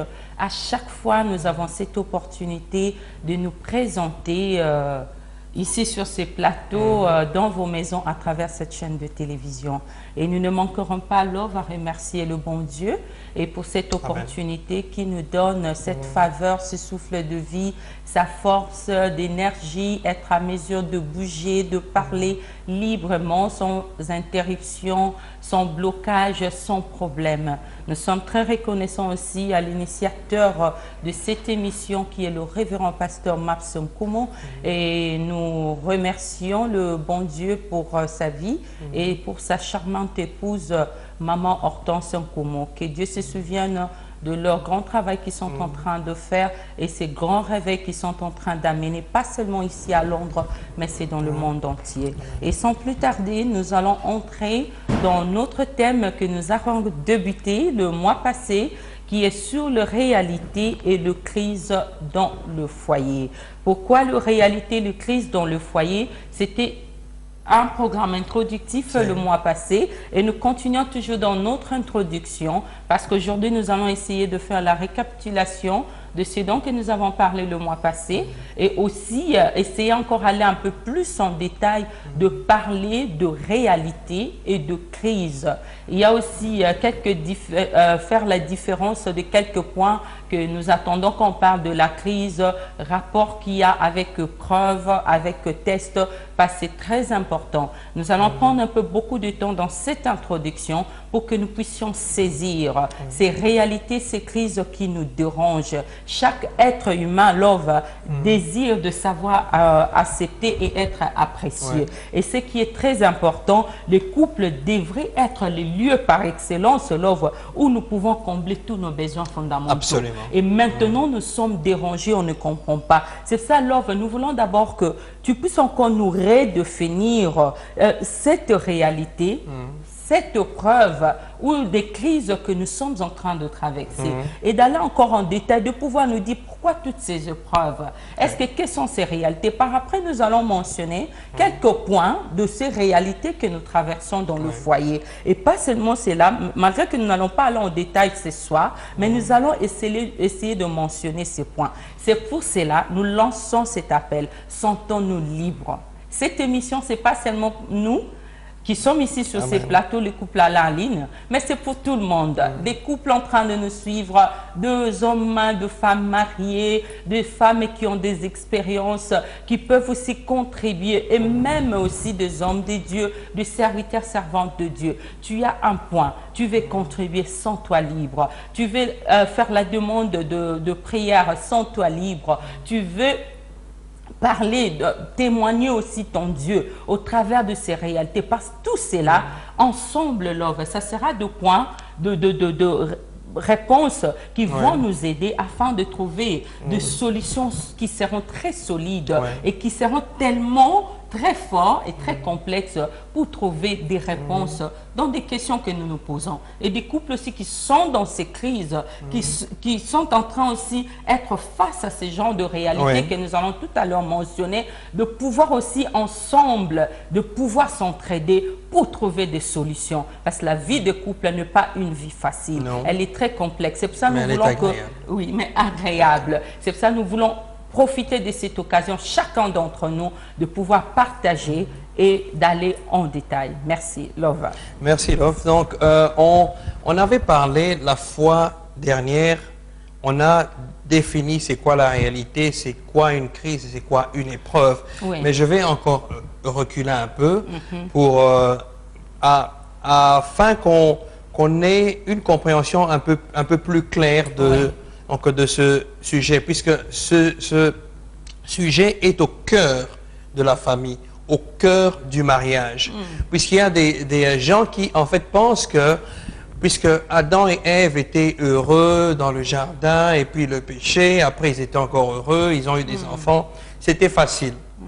Ce qu'il y a dans la Bible, Et descriptif, oui, mais on ne pouvait pas tout mettre, on ne pouvait pas mettre tous les détails. C'est pour ça que Dieu nous a donné le Saint-Esprit pour lire la parole et pour comprendre mieux ce qu'il voulait dire dans sa parole. Et nous allons voir dans le livre de Genèse, chapitre 2, verset 24, où Dieu dit que c'est pourquoi l'homme quittera son père et sa mère et s'attachera à sa femme et ils deviendront tous de un seul être. C'est là la base du bonheur dans le mariage. Il y a une condition en fait. Il faudrait que l'homme, il y a 3 choses que l'homme et la femme devraient faire. Quitter son père et sa mère, s'attacher à sa femme, l'homme devrait, et ensuite les deux deviendront une seule chair. Amen. Donc c'est ça les conditions sine qua non, les conditions absolues pour atteindre l'objectif principal dans le plan que Dieu a établi pour atteindre le bonheur dans le mariage. Qu'est-ce qui se passe? Malgré toutes ces choses-là, on va constater qu'il y a des crises, il y a des épreuves, et il y a des réalités que souvent, on se dit, mais je ne m'attendais pas à ça. Il y a des problèmes. D'autres, c'est soit dû au fait qu'ils ne sont pas préparés à ces réalités-là. Et c'est pour cela qu'on vous conseille, à vous qui n'êtes pas encore mariés, il faudrait suivre un cours de mariage avant le mariage. Comme ça, toutes ces réalités, certaines, vont déjà être éclaircies. Et même pour aussi ceux qui sont mariés, parce que même nous autres aussi, ça c'est vrai. On n'a pas eu aussi ces cours. Et c'est pour ça aussi, il y a de ces réalités, quand on fait face à ça, on croit que, mais qu'est-ce qui m'arrive? Est-ce que je ne suis pas aimé? On pense que c'est la fin du monde. Je ne comprends rien au juste. Mais qu'est-ce qui se passe? Est-ce que ça c'est le même homme? Ça c'est vraiment ce même monsieur qui venait tout le temps me voir et qu'on était tout le temps au téléphone. Et c'est la même famille qui a même insisté afin qu'il puisse me prendre en mariage. Donc cette invitation, comme tu le disais, pour tout le monde, même les couples dans le mariage, nous sommes là, nous voulons ensemble de faire ce travail afin que nous puissions avoir tous des couples solides. Et justement sur ce que tu dis, Love, c'est que la réalité c'est quelque chose qui est devant toi. C'est quelque chose qui est en face de toi, quelque chose que tu vois. Souvent, il y a des choses, lorsqu'on se connaît, hommes et femmes, on cache certaines choses. Et c'est dans le mariage qu'on commence à remarquer que non, il est vraiment comme ça, elle est vraiment comme ça. Et il y a des circonstances, il y a des factures, il y a les enfants qui vont naître, il y a les finances, il y a toutes ces réalités-là. C'est ça les réalités. Donc, ce sont des choses palpables que tu vas voir de tes yeux et tu te poseras beaucoup de questions sur le bonheur dans le mariage. Mais sois patient. Je te rassure qu'il y a un bonheur dans le mariage. Amen. Alors, ça, c'est les réalités. Maintenant, quelles sont les crises? Comment est-ce qu'on peut définir une crise? Une crise, c'est un moment de douleur. C'est un moment temporaire. Donc, c'est limité. Ce n'est pas illimité. On n'aura pas une crise des... Là, on a tous une crise financière. Maintenant, cette crise a eu lieu bien avant, juste après la Première Guerre mondiale. Mais maintenant, il y a une autre crise encore. Il y a juste un temps pour cette crise et ce sera fini. Donc, c'est temporaire, ce n'est pas permanent. Tandis qu'une épreuve, justement, c'est un test pendant la crise. Donc, c'est pendant que vous traversez ce moment-là de douleur, ce moment-là de trouble, c'est en ce moment-là qu'il y a le test. Le test, c'est de savoir qu'est-ce que l'homme et la femme deviendront par rapport à ces réalités dans le mariage. Un exemple type, c'est, je dirais, l'exemple de chômage. L'homme est chômeur ou la femme est, tu vois, donc il n'y a pas de subsistance. C'est une épreuve, mais c'est une crise qui est temporaire, puisque l'homme ne restera pas au chômage toute sa vie. Il y aura un jour où il aura un job. Donc c'est ça. Alors, il faudrait s'accrocher dans une épreuve. Dieu met les épreuves dans nos vies, c'est pour tester l'homme intérieur. Puisque tout ce qu'il y a de dehors est flashy. Quand on s'est vu, tu étais belle et tu es toujours belle, tu vois. Donc c'est ça qui m'a attiré, moi. Mais plus on se connaît, plus je commence à voir, non, réellement, il y a encore plus de beauté dedans par rapport à ce que moi je voyais. Donc, il y a quelque chose de dedans que Dieu veut ressortir dans l'homme, mais dans les épreuves. Oui. Oui, vas-y. Wow, ça c'est très important, Love, parce que ça, il y a de ces sortes de réalités. Comme Love, tu venais d'expliquer de ces réalités qui sont d'abord vis-à-vis de ton partenaire, vis-à-vis de ton conjoint ou conjointe. Et puis il y a encore d'autres réalités que nous devons faire face. Par exemple, quand tu te maries, il n'y a pas que vous deux, il y a la famille. Absolument. Et c'est ça preuve en eux que pour que le mariage aussi soit accepté, l'homme devait venir se présenter auprès de la famille de la femme. Donc ça, c'est une autre réalité que nous faisons face. Mais qu'est-ce qui nous arrive deux fois, Love? La réalité que la belle famille est là. On sait qu'elle est là. Comme tu viens de dire, c'est un fait réel. Ça existe, c'est palpable, c'est ce qu'on voit. On le vit. Ce n'est pas une fiction. Ce n'est pas de quelque chose que tu dois imaginaire, ou imaginaire, mais c'est quelque chose qui est réel. C'est pour cela que nous sommes là en train de parler de ces réalités. Surtout du point de famille, du point de la belle famille, Love. C'est toujours vu dans un sens péjoratif aussi. Et aussi, comme tu l'as expliqué aussi, de plan personnel. Des fois, il y a de ces réalités qui se découvrent. Tu découvres un caractère que tu n'as jamais su. C'est tout à fait normal parce que quand on est d'abord chéri, on est tous aveugles. On est attiré par cette apparence-là physique. Mais quand on entre maintenant dans le mariage, c'est toutes ces réalités qui ne vont pas se cacher. Je vois maintenant de ton côté comment tu réagis à un problème. Je vois comment tu te fâches, comment tu peux me répondre quand tu n'es pas content. Et c'est justement là que tu vas commencer à te dire, comment est-ce que je peux trouver la solution à ce problème-là, à cette crise-là, à cette épreuve-là. Puisque Dieu, c'est comme le forgeron. Il prend un métal qui est impur, il va le battre jusqu'à ce que ce métal devienne pur, jusqu'à ce que le maître voit son visage sur le métal, jusqu'à ce que ça commence à briller. Et nous sommes, heureusement ou malheureusement, ces métaux. Et Dieu veut voir la perfection dans le mariage. Il veut voir un homme, une femme parfaite. Un homme parfait. Et qu'est-ce qui se passera? Plus tu verras mes réalités, plus tu deviens parfaite. Le problème, en fait, dans le mariage, ce n'est pas l'autre. Les gens pensent toujours que si j'ai des problèmes, c'est toujours le mari, c'est toujours la femme. On a tendance à pointer du doigt. On oublie qu'en fait, si j'ai cette épreuve, c'est puisque Dieu veut que je change. Dieu ne veut pas que l'autre change, mais Dieu veut que toi, tu changes. Je prends juste un exemple type.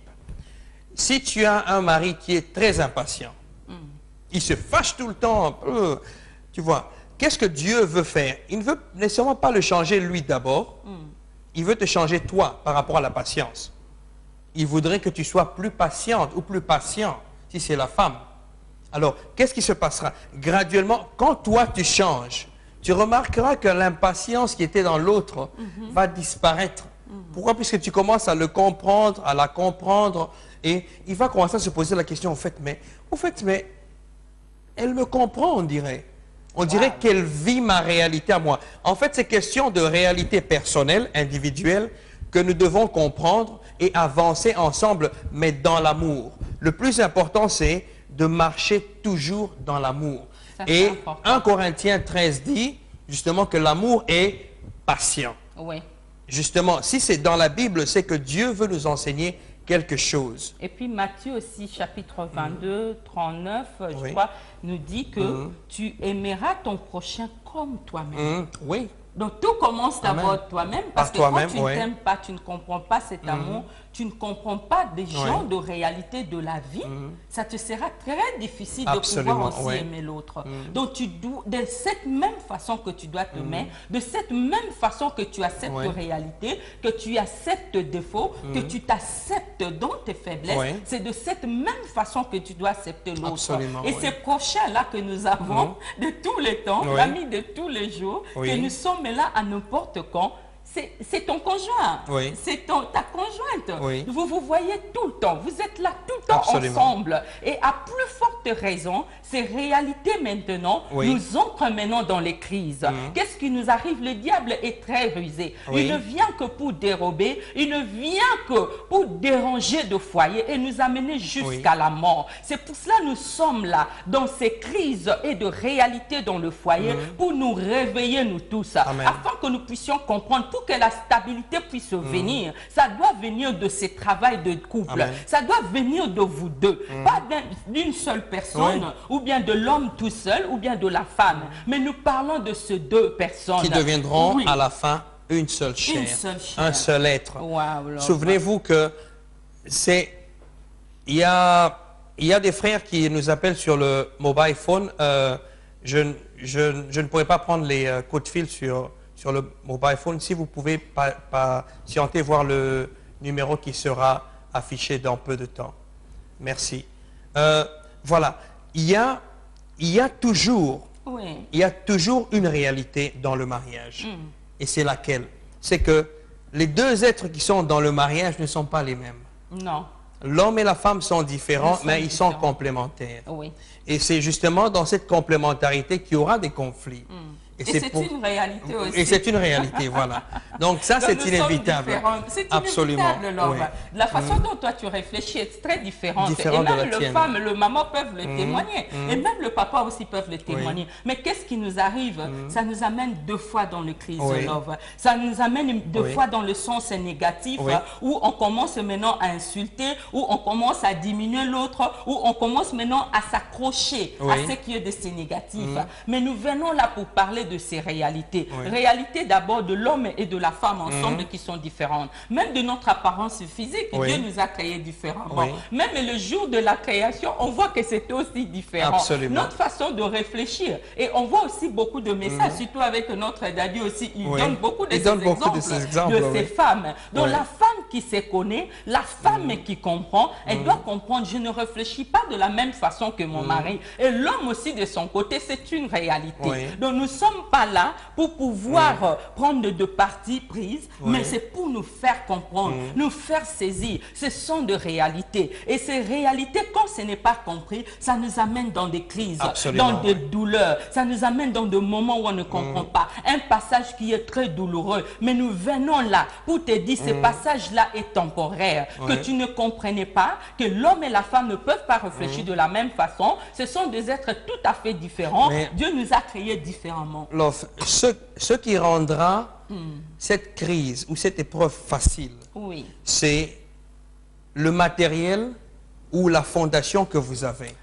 C'est très important, puisque nul n'est parfait et nul ne peut se parfaire seul. Non. On a besoin de l'être le plus élevé qui est Jésus-Christ, qui va nous parfaire nous. Ça signifie que si la fondation est solide, Christ dit, si tu bâtis ton foyer sur du sable, la maison va s'écrouler. Mais si tu bâtis ton foyer sur le roc, qui est Jésus-Christ, ta maison va subsister. Alléluia. Donc c'est très important. Je vais donner le numéro de téléphone, c'est le 0203 137 85 97, si vous voulez nous appeler. 0203 137 85 97. Voilà. Love, si on réfléchit maintenant, réalité, crise, épreuve, on doit se poser une question. Pourquoi les épreuves? On a compris que oui, Dieu veut nous tester, tout ça, mais si on prend le cas de... On prend par exemple dans Marc 4. Dans Marc 4, dans le verset 35, du verset 35 jusqu'à 39, il est écrit, et je lis au nom de Jésus, « Ce même jour, sur le soir, Jésus leur dit, « Passons sur l'autre rive. » Après avoir renvoyé la foule, ils le menèrent dans la barque où il se trouvait, et il y avait aussi d'autres barques avec lui. Il s'éleva une forte bourrasque ou vent, et les vagues se jetaient dans la barque au point qu'elle se remplissait déjà. Et lui, il dormait, lui c'est Jésus, il dormait à la poupe sur le coussin. Ils le réveillèrent et lui dirent, « Maître, tu ne te soucies pas de ce que nous périssons ?» Il se réveilla, menaça le vent et dit à la mer, « Silence, tais-toi. » C'est l'histoire de Christ avec ses disciples qui sont à bord de cette barque. Et il y a une tempête violente. C'est un obstacle. Un obstacle qui est grand. Jésus dit à ses disciples, nous allons traverser, aller de l'autre côté. Et de l'autre, si on voit bien dans l'histoire, rivière était longue. Je crois que c'était à peu près 27 kilomètres. Il fallait traverser 27. Dans la nuit, pas la journée, dans la nuit. Alors, ça c'est un obstacle qui est immense. C'est comme toute réalité, tu la regardes et tu dis, mon Dieu, c'est trop grand. Et qu'est-ce qui se passe? Jésus s'endort. Et la tempête frappe et frappe et frappe et frappe. Et ils sont en train de paniquer. Et il s'endort, il a même un coussin. Il est vraiment en paix. Qu'est-ce qui se passe? Ils ont vu leur réalité. Oui. L'épreuve, la réalité nous est donnée pour savoir que la solution à notre problème ne vient que par Jésus. Amen. Pour nous rappeler que la seule source, la ressource que nous avons dans le mariage, c'est Jésus. Et les disciples, dans ce cas-là, avaient fait recours à Jésus. Qu'est-ce qu'ils ont fait? Ils ont pratiquement fait une prière, tout en disant, Maître, tu ne te soucies pas de ce que nous périssons. Qu'est-ce qui se passe? Jésus pense à nous. C'est toute une prière. Oui. Et c'est ça que l'homme et la femme, pendant leurs épreuves, devraient faire. Ils devraient faire recours à Jésus. Ça, c'est important. Et et ça nous rappelle aussi le mariage aussi de noces en Galilée, dans Jean chapitre 2. On nous parle, même si vous n'avez pas commencé avec Jésus, c'est Jésus là vient n'importe quand. Ce n'est pas qu'il va vous dire que je ne suis pas prêt. Et la preuve en est que ça, c'est un bon exemple aussi pour nous de couple. Quand vous traversez, vous êtes dans cette réalité, ça vous arrive à un moment, vous voyez qu'il y a un problème et que vous êtes en train de faire face. Et maintenant, dans ces problèmes qui deviennent une crise, ces moments douloureux, on est inquiet, on ne comprend plus rien. Mais c'est Jésus là qui nous parle aujourd'hui. Il n'est pas question qu'il attend un temps approprié pour se présenter. Il dit que tout ce que vous avez appelé, c'est de m'appeler. Tout ce que vous avez appelé, c'est de fixer des yeux vers moi et vous me verrez venir vous secourir. Amen. Il va venir donner les secours dans cette crise que tu es en train de traverser. Parce qu'il y a beaucoup de ces réalités, mais nous allons aller en détail peut-être prochainement. Il y a d'autres réalités, par exemple, on sait que quand on se marie, on parle des enfants. Donc c'est tout le monde qui va s'attendre de vous d'avoir des enfants. Mais qu'est-ce qui arrive? Et Dieu est bon. J'aime beaucoup la Bible, j'aime beaucoup la parole de Dieu. Parce qu'il nous parle, il nous a préparé, même pour beaucoup de couples. Mais qu'est-ce qui nous arrive aujourd'hui? On ne saisit pas ça deux fois. C'est pour ça qu'il nous dit, il nous recommande de méditer cette parole jour et nuit. Afin que nous puissions prospérer dans toutes nos entreprises, Love. Parce que dans ça, on nous parle. La stérilité aussi a frappé Abraham et Sarah. La stérilité aussi a frappé aussi Isaac et Rebecca. On voit aussi que ce sont des points aussi que vous pouvez faire face. On se marie, on s'attend aux enfants, qui est une réalité que tout le monde voit, que c'est réel, et après on le verra. Après un temps, on ne voit pas d'enfants. Nous entrons dans cette crise. Mais Dieu est capable aussi, ça peut aussi être une épreuve. Ces épreuves, ces tests sont dans vos crises. Mais qu'est-ce qu'on comprend? On entre encore peut-être dans l'exemple de Job, Love. Dans ces crises, dans ces problèmes, dans ces souffrances, malgré qu'il a été même abandonné par ces personnes qui étaient très proches de lui. Hello, caller. Hello, yes. Yeah, bonsoir. Bonsoir. Oui. Oui.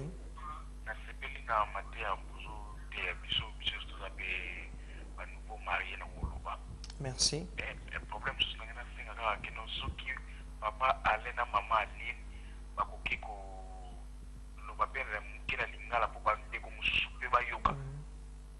Ok. Merci beaucoup, papa. On va prendre bonne note. Merci beaucoup. Pour ça. Merci beaucoup. Merci, que Dieu vous bénisse. Okay. We're just going to ask the technician to put the number, the phone line. Can we please have the phone open? Because you're receiving calls on the mobile phones. Thank you. So, Love, on va continuer. C'est juste pour nous rappeler, il y a de ces réalités aussi, comme on a mentionné d'abord de nous deux personnellement. Et ça, ce sont des réalités parce que vous allez arriver maintenant à découvrir de ces choses que tu ne pourrais jamais attendre. Et il y a aussi la réalité de la belle famille. La belle famille est là. Donc, nous devons nous rappeler de savoir d'abord quand on s'est marié, ce n'est pas nous deux. Oui. C'est ça, Dieu a parlé de l'homme et de la femme. Oui. Donc, il parle de gens qui sont déjà grands, Oui. matures. Donc, tu es adultes. prête à faire face à une grande famille. Donc, l'homme qui est venu d'un père, d'une mère, de sœurs, de frères, des oncles, et tout consort. Et quand tu te maries, tu vas faire face à tout ce monde. Preuve en est que l'homme, même quand on se déplace, quoi que ce soit, c'est tout le monde qui voudra voir ta femme. Oui. C'est tout le monde qui voudra voir ton mari. Oui. Donc, c'est ce qui fait qu'on fait face à cette grande famille. Même si tu ne t'es pas préparé. Moi, je viens d'une petite famille. Ma famille est trop restreinte. Qu'est-ce qui m'arrive? Il y a même de cela. On arrive à ces moments-là. Ça devient comme une crise. Oui. Parce que je me plains. Je n'aurais pas dû me marier à cet homme, mais parce qu'il vient d'une grande famille. On ne fait qu'aider toute la famille, je ne comprends pas. C'est ça, c'est très important. Déjà, même avant de ces... Nous autres qui sommes déjà là, nous devons l'accepter. L'homme, nous allons d'abord prendre la personne qui est en ligne. Allô, Kola? Alors, Colin, on l'a perdu. Continuez Voilà. toujours à appeler, nous allons continuer. Donc, c'est très important que nous puissions saisir cela. Donc, cette famille est là. Nous autres aussi, au début, on n'avait pas compris. Oui. On pensait que c'était tout un problème. Mais je suis jeune, comment je vais arriver à gérer tout cela? Mais ça dépend de la façon dont vous gérez. Allô, Love, nous allons prendre la personne qui est en ligne. Allô, Kola? Alors, ouais. Allô, bonsoir. Quel est votre nom? Vous nous appelez d'où, s'il vous plaît? Ouais. Je m'appelle John. Bonsoir, Papa John. Bonsoir. Bonsoir, Papa John. Quelle est votre contribution? Ouais, je voulais seulement intervenir à propos du message. Oui. Moi, je crois qu'il y a beaucoup qui suivent le message. Alors, ça serait mieux de les passer en langue maternelle, le lingala, ça serait mieux. Parce qu'il y a beaucoup qui n'ont OK.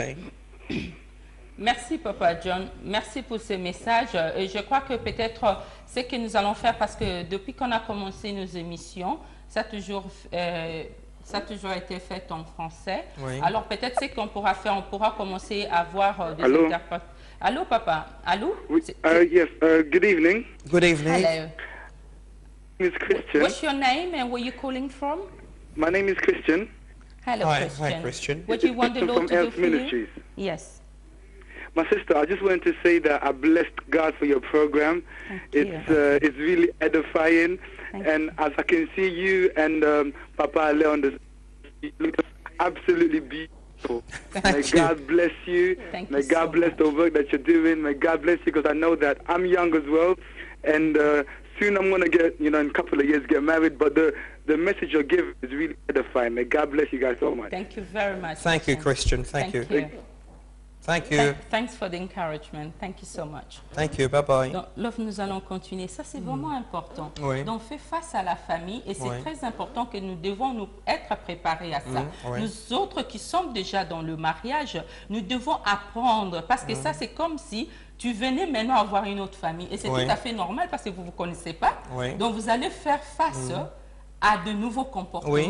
Vous allez Absolument. faire face à des histoires que tu n'as jamais peut-être fait face dans la vie. Donc c'est très important que nous puissions saisir. Ce genre de réalité nous devient de problèmes, de crises, de moments douloureux. Mais, Nous allons d'abord prendre la ok, personne qui est en d'accord. ligne. Allô, Kola?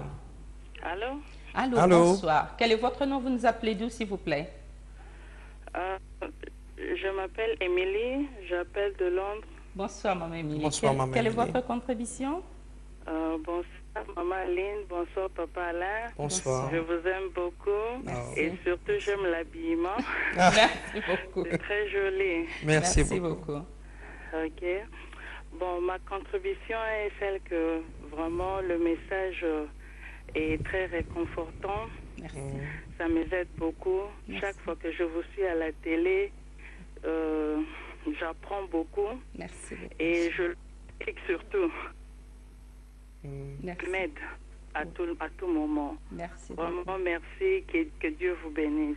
Merci beaucoup. Continuez toujours à avoir encore beaucoup d'inspiration pour nous parler. Merci vraiment. Que Merci Dieu vous beaucoup. bénisse. Merci beaucoup, Maman Émilie. Ça va droit au cœur. Merci. Que Merci Dieu vous beaucoup. bénisse. Merci. Merci pour tous vos encouragements, ça nous aide beaucoup. Et nous tenons aussi à remercier aussi l'homme de Dieu, le révérend pasteur Max, parce que c'est lui qui a eu l'initiative en ce qui est de cette émission de mariage. Que Dieu puisse encore beaucoup l'inspirer et de faire encore beaucoup dans sa vie, afin qu'il puisse encore avoir beaucoup d'idées et nous amener encore à faire plus. Merci. Alléluia. Nous allons prendre la personne qui est en ligne. Allô, Kola? Oh, thank you.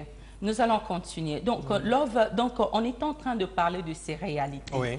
Et ces genres de réalités, on fait face aussi aux finances. Oui. La finance change. Peut-être dans les émissions à venir, nous allons aller plus en détail de parler de tout ça. Nous allons prendre la personne qui est en ligne. Allô, Kola? Oui. Oui, bonsoir, papa et maman Aline. Bonsoir. Quel est votre nom? Patricia. Bonsoir, maman Patti. Bonsoir, maman Patti. Alors, comment vous allez? Vous allez bien là? Merci beaucoup. Merci beaucoup. Merci. En fait, je voulais poser une question. Oui. Vous avez dit là, avant le mariage, il faut suivre un cours avant le mariage. Avant le mariage? Oui, avant le mariage, c'est ce que vous avez dit. Oui. Je voulais demander comment suivre un cours avant le mariage. Et je voulais se poser une petite question. Et les fiançailles? Oui. C'est pas un processus sur le parcours du mariage. Oui. Merci beaucoup, maman Patti. Donc ça, c'est important. C'est tout le fiancé. Et ils ont beaucoup de grâce et nous disposons pour ça. Et c'est pour ça qu'on est en train de lancer aussi ces messages à tous les couples. Il y a eu beaucoup de couples qui sont entrés dans le mariage. Nous aussi, nous sommes passés par ça. On n'a pas eu ce coup de mariage. On ne comprenait pas qu'est-ce que c'est ce mariage. C'est pour cela que nous avons ces soucis et ensemble de pouvoir s'entraider afin d'avoir des couples solides. Rien n'est trop tard. Tu peux avoir des enseignements même après 10 ans. Passer 10 ans dans le mariage ne veut pas dire que ça a été vraiment le vrai. Mais c'est qu'on encourage, au moins tu as tenu bon. Et si tu as tenu bon, c'est pour un but. Et dans le plan de Dieu, c'est pour que nous puissions vivre ces bonheurs dans le mariage. Et si tu l'as déjà fait, on veut vraiment que le couple puisse devenir de plus en plus brillant dans le mariage. Que quand on marche, on est dans le mariage, qu'on voit quelqu'un d'autre qui brille, on voit comment tu vas t'épanouir, comment tu vas te développer, que cette beauté-là, que ça soit extérieur, intérieur. Et c'est donc caché de ressortir. Parce que c'est dans le mariage qu'on s'épanouit, qu'on va reconnaître cette identité-là cachée, la vraie identité, et pour bien servir aussi son Dieu. Merci beaucoup, maman Patti, on vous aime beaucoup. Même après des années 10 ans, 19 ans, 20 ans de mariage, vous pouvez encore suivre un cours après ou avant le mariage? Oui, on peut toujours le faire. Merci beaucoup, maman. Merci beaucoup. On vous aime beaucoup. Un bonsoir, papa Faustin. Merci beaucoup. Bye bye. Bye. Oui, nous allons continuer. Voilà, je tenais, il y a quelque chose qui me tient à cœur, juste à clarifier. Donc, nous allons prendre la personne qui est en ligne. Allô, Kola? Allô? Allô, bonsoir. Bonsoir. Bonsoir, soyez bénis, madame. Bonsoir. C'est une opportunité pour moi vraiment de bénir ce ministère et de donner ma part de contribution par rapport à la vie même du leader de ce ministère. Vraiment, je vais commencer déjà par la veillée du vendredi, qui est une bénédiction pour le peuple de Dieu. Et il s'entoure des gens. Et donne l'opportunité à tous les gens qui ont vraiment l'habilité de contribuer et qui est l'agrandissement vraiment dans le milieu francophone. On n'en voit pas très souvent. Bon, on voit des hommes de Dieu qui passent là toujours, sont eux qui parlent et tout. Vraiment, je suis vraiment ravi de voir un homme de Dieu qui est vraiment humble, qui est vraiment soumis, qui s'entoure des gens, qui s'entoure des enfants, qui s'entoure de tous ceux qui ont vraiment ce cœur de travailler pour l'Éternel. Vraiment, je bénis le groupe, je bénis. Je sais que Dieu va utiliser ce ministère pour être une bénédiction pour le monde francophone. Parce qu'aujourd'hui, les francophones ont tendance à aller pour aller chez les anglophones. Il essaie, bon, il y a des exemples, mais déjà c'est un exemple pour nous. Il faut qu'on sait qu'à partir de lui, beaucoup de pasteurs, beaucoup d'hommes de Dieu comprennent que on a besoin de beaucoup de travail, nous les francophones. On a beaucoup besoin d'être humbles pour grandir. On a besoin de comprendre, afin de s'entourer des gens qui donnent des idées et donner des contributions pour l'agrandissement du royaume de Dieu. Dieu, ce n'est pas seulement une personne, mais c'est le ministère, ce n'est pas l'homme de Dieu qui est en tête, mais c'est le fruit qui sort de ce ministère qui est le plus important. Vraiment, je vous bénis, vous êtes une bénédiction pour nous, vous êtes une bénédiction. Nous ne sommes pas à Londres, nous sommes loin de Londres, mais au travers de vos émissions, nous sommes édifiés, nous sommes bénis. Soyez bénis vraiment. Et vous êtes dans quelle ville? Que Dieu vous soit favorable. Je suis à Wigan actuellement. Ok, wow. Oui. Mais que Dieu vous bénisse, merci beaucoup. Que Dieu vous bénisse, papa. Vraiment, soyez restés bénis et que Dieu vous soit surtout favorable. Merci beaucoup, papa. Merci beaucoup pour tous vos encouragements. Et merci aussi d'encourager aussi notre papa, l'homme de Dieu, le révérend pasteur Max, parce qu'il fait un travail vraiment très, très, très complexe.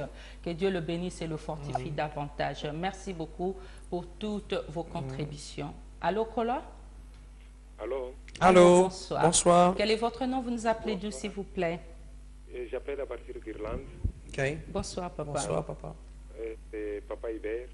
Bonsoir, papa André. Quelle est votre contribution? Je voudrais juste te poser une question, s'il te plaît. Oui, sûr. Allez-y, papa. Je vous remercie tout d'abord de votre émission. C'est vraiment très intéressant pour nous. Merci. Quand vous parlez du bon, dans le mariage, il y a le bon et il y a un moment pour... Et vous, quand est-ce que le pur prend dans le mariage? Et comment est-ce que les couples ne parviennent pas à accepter quand il y a un moment le plus pur dans leur mariage? Voilà, c'est une question qui est vraiment bonne. Merci pour ça. Donc, c'est vraiment ce dont on parle ici. Oui. C'est qu'il n'y a pas une gloire sans test. Il n'y a pas de gloire sans sacrifice. Il faudrait toujours, dans toute la vie, tu peux voir parcourir de Genèse jusqu'à l'Apocalypse, il n'y a pas un homme qui est arrivé à la gloire, à la bénédiction absolue, sans un test.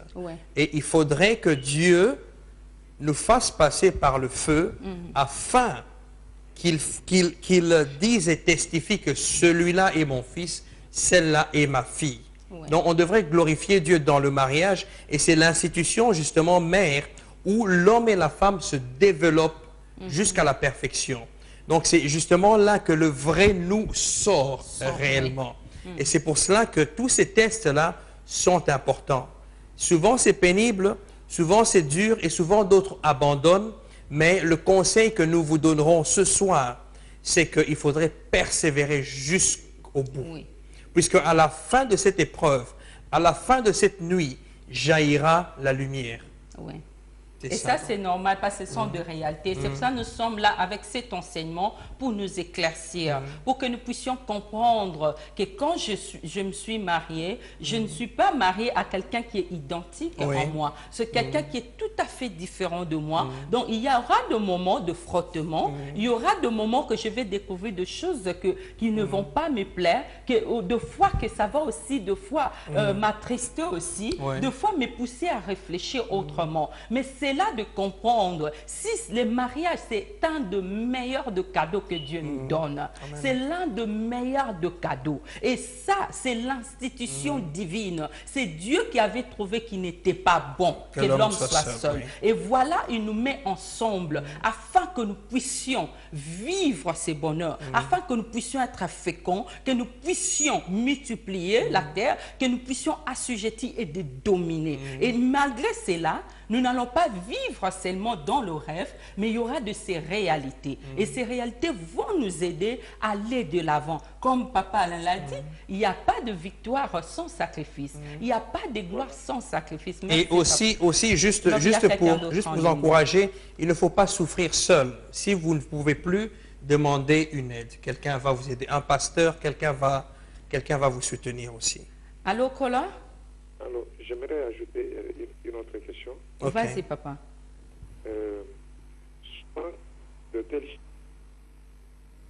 Papa, essayez de vous éloigner de la télé parce qu'on vous attend vraiment mal. Pardon? Vous êtes loin de votre télévision? Oui. Oui, essayez encore de reposer la question, s'il vous plaît. Je dis ceci. Pourquoi, dans telles situations, on remarque que la sœur ou le frère ne parvient pas même à écouter les pasteurs ou ses parents? Je ne sais pas quel conseil pourriez-vous donner aux couples s'ils se retrouve dans telle situation. Oui. Ce que nous devons d'abord comprendre, dans le mariage, ce n'est pas les deux qui sont au même moment quand il y a un problème sage.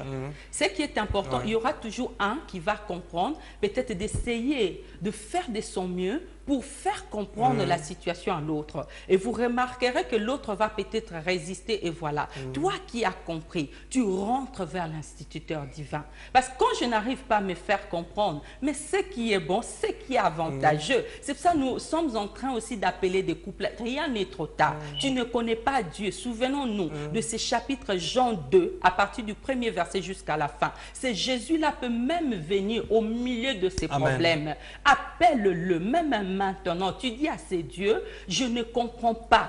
J'ai tout fait, on a même vu nos parents. Le problème n'arrive toujours pas à prendre la solution. Mais je rentre vers Dieu. C'est Dieu-là qui nous connaît mieux que qui que ce soit. C'est Dieu-là qui nous a créés, qui nous a menés dans ce monde. Papa, je vous dis, quand vous allez à de bon cœur, avec ces grands soucis, et n'abandonnez pas jusqu'à ce que vous allez voir la solution dans ces problèmes. C'est Dieu-là, écoute la prière. C'est pour cela que nous allons vers lui. Merci beaucoup, que Dieu vous bénisse, papa. Vous pouvez même nous appeler après encore l'émission. À la fin, il y aura le numéro de portable qui va être affiché. Après l'émission, on continue de prendre vos coups de fil et on pourra aller plus en détail. Merci beaucoup. Et il y a notre numéro qui est là sur la télé. Vous pouvez même le prendre si vous n'arrivez pas à aller plus en détail avec nous à la télé et on va vous aider. Allô, Kola? Allô? Allô, bonsoir. Oui, bonsoir. Quel est votre nom? Vous nous appelez d'où, s'il vous plaît? Londres. Je m'appelle Myriam. Bonsoir, maman Myriam. Quelle est votre contribution? Oui, bon, félicitations tout d'abord. Merci. Et puis, c'est bien cette émission. Merci. Bon, je voulais compléter seulement ce que le monsieur avait dit avant pour parler aussi à Lingala. Je crois que maman aussi, je vois qu'elle parle bien de Lingala par rapport à papa. Et puis, ça sera bien pour les autres. Parce que tout le monde ne parle pas français. Tout le monde n'écoute pas le français. Si vous attendez, un parle en français, l'autre parle en lingala, ça sera un peu bien. Pour ça, je voulais compléter pour ça. Merci beaucoup. Merci beaucoup pour ça, maman. Et on va y penser, même prochainement. Merci, que Dieu vous bénisse. Bye bye. Au revoir. Donc, nous allons continuer, Love. Donc, je voulais... On a quelqu'un d'autre. Nous allons prendre la personne qui est en ligne. Allô, Kola? Hello. Hello. Hello. Hello. What's your name and where are you calling from? I'm Melissa from London. Oh, hello, Melissa. What do you want the Lord to do for you? I was just calling to encourage you guys. Thank you. I just want God to really bless you guys. It's really good to see you. You guys look really good as well. But I just wanted to call in just to encourage you guys. I think it's really good, the message that you're giving, especially to us young people. Thank you. So it's really good. Thank you very much. Thank you. God bless you. Thank You're you. welcome. God bless you. Bye-bye. Bye-bye. Thanks. Bye. Donc, nous allons continuer là. Lorsqu'on a parlé de ces trois étapes-là, c'est l'homme quitte son père et sa mère et sa tâche, et ensuite ils deviennent un. Quand on quitte ses parents, on ne devrait pas les oublier. Non, non. Puisqu'ils existent, puisque la Bible même dit que celui qui traite sa famille mal est bien pire que... Je vais t'interrompre de prendre la personne qui est en ligne. Allô, Kola? Allô. Allô. Bonsoir. Bonsoir, papa et maman Lille. Bonsoir. C'est frère qui est à l'appareil. Ah, bonsoir. Et je suis vraiment ravi de joie de vous rencontrer. Merci beaucoup. Merci beaucoup. C'est vraiment de très prier. Cela montre vraiment l'amour entre vous deux. Merci beaucoup. Merci beaucoup. Et puis, je voulais seulement ajouter quelque chose en ce que vous êtes en train de partager ce soir. C'est que quand on se marie, il faut qu'il y ait aussi une complémentarité. Donc, c'est-à-dire, l'homme et la femme ne sont pas les mêmes. D'où il faut qu'il y ait l'un puisse soutenir l'autre. Au moment où les choses ne marchent pas, peut-être si la femme est forte, donc c'est la femme qui va soutenir l'homme. Et les choses ne marchent pas. Si l'homme est fort, c'est l'homme aussi qui doit soutenir aussi la femme. Donc, à savoir, tout ça est basé dans la parole de Dieu. Quand on parle de la parole de Dieu, donc, il y a Jésus. Il faut que nous puissions mettre d'abord Jésus devant notre foyer, devant notre mariage. Ensuite, ce qu'on est en train de faire, il faut qu'il ait d'abord Merci beaucoup, ça s'est interrompu. C'était une très bonne contribution. Merci beaucoup. Merci beaucoup, que Dieu te bénisse. Merci beaucoup. Et un bonsoir à la sœur Ingrid et aux enfants. Que Dieu vous bénisse, on vous aime beaucoup. Oui, Love. Voilà, donc, on n'oublie pas ses parents, on s'en occupe, oui. Mais puisqu'on doit quitter pour former sa famille aussi. Ça signifie que tout ce qui se passera dans sa famille reste dans sa famille, puisque ça, c'est une entité autre que l'on crée. Voilà. Donc, c'est quelque chose de nouveau. Et je tenais juste à clarifier ça aussi. Nous sommes en train de parler de pourquoi les épreuves. Et on a expliqué que c'est afin qu'on comprenne que Dieu est la seule ressource. Oui. Et deuxièmement, c'est afin que notre foi soit mise à l'épreuve. Et, allô? Pardon. Alors, tu vois, donc il y a ce test absolu. Dieu doit savoir qu'il est notre Dieu en tout temps. Abraham avait un mariage fantastique. Mais Abraham a passé des années et des années sans un fils, sans des enfants même. Bon, est-ce que Abraham a questionné Dieu et lui a dit, mais toi tu m'as béni en toutes choses, puisqu'il était riche? Si Abraham était dans le 21e siècle... Je vais t'interrompre de prendre la personne qui est en ligne. Allô, Kola? Allô, bonsoir. Quel est votre nom? Vous nous appelez d'où, s'il vous plaît? J'appelle de Londres. Bonsoir. Quel est votre nom? Mon nom, c'est le frère Gabin. Bonsoir, Papa Gabin. Ça fait plaisir de vous entendre. Je suis très content de vous voir. Merci. Merci. Je bénis le Seigneur pour cette émission. Merci beaucoup. Je crois que ce que vous dites est tellement capital que nous devons vraiment comprendre ce que la Bible nous recommande. Je crois que c'est pratiquement le départ de tout. Oui. Dieu est parti par la famille. Je crois que c'est important. Cette émission, je bénis vraiment le Seigneur. Merci beaucoup. Et je tiens à rectifier, parce que c'est mon point de vue. On est dans un milieu francophone. Oui. Je crois le faire en français aide aussi. Allô? Allô? Allô? Oh. Est-ce que, Papa Gabin, si vous nous suivez, vous pouvez encore nous appeler? Oui, parce qu'on vient de vous perdre. Parce qu'on vient de vous perdre. Merci beaucoup et un bonsoir à Maman Denise et aux enfants. Merci. Merci beaucoup. Donc, nous allons continuer là. Voilà, donc, c'est un test de notre foi. Est-ce qu'on a vraiment foi en Dieu? Les aigles ou les aiglons sont formés par leur mère tout en les lâchant. Alors, je vais t'interrompre de prendre la personne qui est en ligne. Allô, Kola?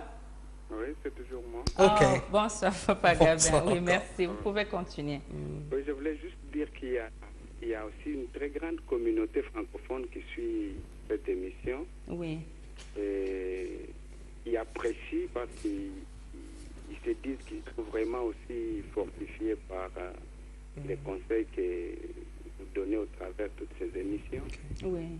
Et dire qu'il faut vraiment faire ça seulement en lingala, pour moi, c'est réduire la vision et réduire aussi l'émission. C'est priver les autres. Il y a ceux qui vous diront qu'ils ne comprennent que l'anglais. Oui. Alors là, il faut mettre les d'autres personnes qui parleront anglais, d'autres qui parleront lingala. Oui. Ça, vrai. Je crois que déjà en français, c'est le minimum pour la communauté francophone. Oui. Et ça aide aussi beaucoup de gens. C'est juste un point de vue. Oui. Merci beaucoup. Donc, parce que c'est pas vraiment une émission juste purement congolaise, c'est une émission francophone. Oui. Si pensez à toutes ces personnes qui ne parlent pas lingala, mais qui tiennent vraiment à suivre cette émission, c'était juste merci beaucoup, Papa Gabin. Oui. Merci beaucoup pour... C'est un point très important et merci d'avoir répondu à cette question. Merci vraiment. Merci beaucoup. Que Dieu vous bénisse en tout cas. Merci beaucoup, Papa Gabin. Bien de bonnes choses à la famille. Donc, Love, nous allons continuer. Oui. Love, je vais t'interrompre de prendre la personne qui est en ligne. Allô, Kola? Nous venons de la perdre. Vous pouvez toujours continuer et en même temps, nous allons continuer dans les messages. Donc, qu'est-ce que la maman des Aiglons fait? Nous allons prendre la personne qui est en ligne. Love. Allô, Kola? Allô, bonsoir. On l'a perdu encore. Oui. Donc, elle les lâche dans l'air. Carrément. Donc, c'est pour voir si les enfants vont tenir bon et si les aigles vont essayer de s'envoler. Mais elle les observe. Dieu nous observe dans notre épreuve. Comment est-ce qu'on va se comporter? Est-ce qu'on va lui faire confiance? Est-ce que notre foi sera perdue? Toutes ces épreuves nous édifient. L'épreuve nous édifie et nous rend meilleurs que ce qu'on était hier. Et c'est aussi très important. Dans le foyer, dans le couple, les épreuves nous préparent à aider d'autres couples aussi. Toutes ces épreuves que vous avez vues il y a des années. Là, nous allons prendre la personne qui est en ligne. Allô, Kola? Allô? Allô, bonsoir. Bonsoir. On vous attend très loin. On vous entend de très très loin. Bonsoir, papa. Oui, bonsoir. Quel est votre nom? Vous nous appelez d'où, s'il vous plaît? Moi, c'est Félicien. Je vous appelle à partir de l'Afrique du Sud. Ah. Bonsoir. Bonsoir, papa. Je vous entends. Je dis c'est Félicien. C'est Félicien. Je vous appelle à partir de l'Afrique du Sud. Oui, bonsoir. Bonsoir, papa. J'aimerais juste vous encourager sur votre émission que nous sommes édifiés. Ok, c'est tout ce que je voulais vous dire. Merci beaucoup et bien de bonnes choses à tous ceux qui sont en Afrique du Sud. Merci beaucoup, que Dieu vous bénisse. Merci beaucoup, papa. Nous n'avons pas beaucoup de temps, mais souvenons-nous que nous sommes toujours dans ces grands thèmes et nous allons continuer cela le mois prochain.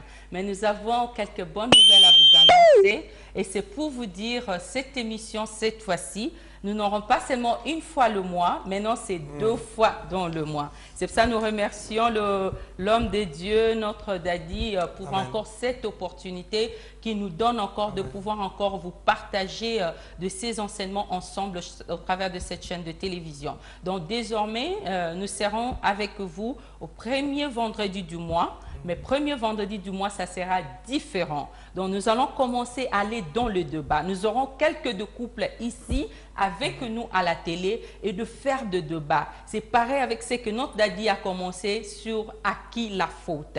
Donc, préparons-nous, le maman, le papa, des couples, préparons-nous pour ces grands débats. Parce que nous voulons vraiment que le couple puisse saisir l'opportunité et que nous puissions tous grandir. Donc, ça sera, nous allons rentrer ici le premier vendredi et ça sera encore le 3e vendredi. Et aussi nous rappeler que nous avons une grande invitation demain à Lide, chez le pasteur Séverin, maman Nicole Tumba. Nous serons accompagnés de notre papa Daddy, le pasteur Mapsenkoum. Ceux qui sont de Lide, nous serons là demain à Lide à partir de 16h. Profitons de l'occasion parce que nous voulons nous voir. Nous n'avons jamais eu ce genre d'opportunité pour nous rencontrer, de parler ensemble, de rire ensemble. Ceux qui sont tout autour de Lide, venez nombreux parce qu'ensemble, nous allons faire quelque chose. Ça sera un grand fait et qui va allumer partout. Merci. Amen. Donc nous vous bénissons et notre temps est fini. On se voit le mois prochain. Ça sera le mois prochain. Merci et que Dieu vous bénisse. Bye bye.